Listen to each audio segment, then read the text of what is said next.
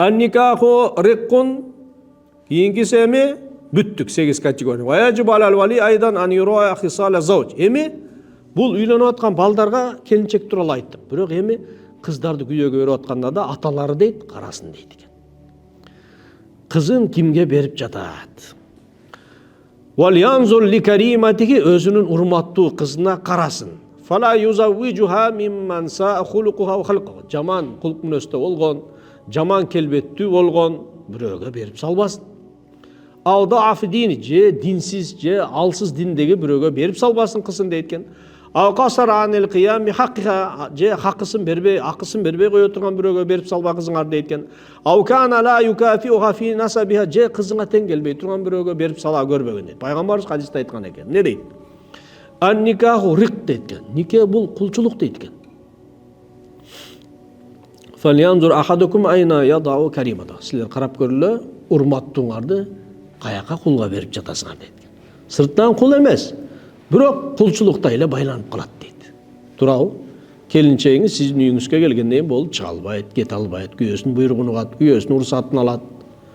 Ошон үчүн никеден карима деп коет.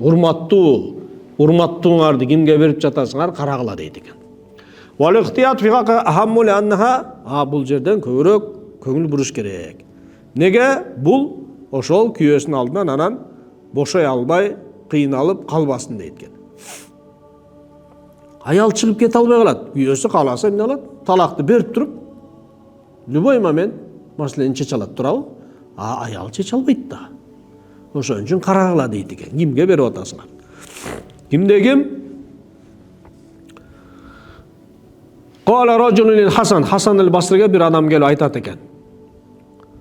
Кад хатаба имнати жама, менин кызыма көп жуучулар келди дейт экен. Кимге берейин дегенде айткан экен, мимман яттакилла, Кудайдан коркконуна бер дейт экен. Эгер Кудайдан корккон күйөө балага кызыңды бере турган болсоң, сүйүп калса кызыңды урматтап алат дейт экен. Сүйбөй кала турган болсо, анда жок дегенде зулум кылбайт дейт экен. Анткени Кудайдан коркот дейт экен.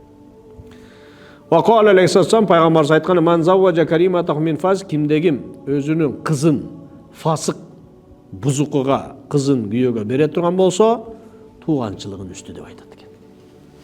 Кызың менен болгон тууганчылыгыңды өзүң ичип койгон болуп каласың дейт. Аталарында жоопкерчилиги чоң маселе бул.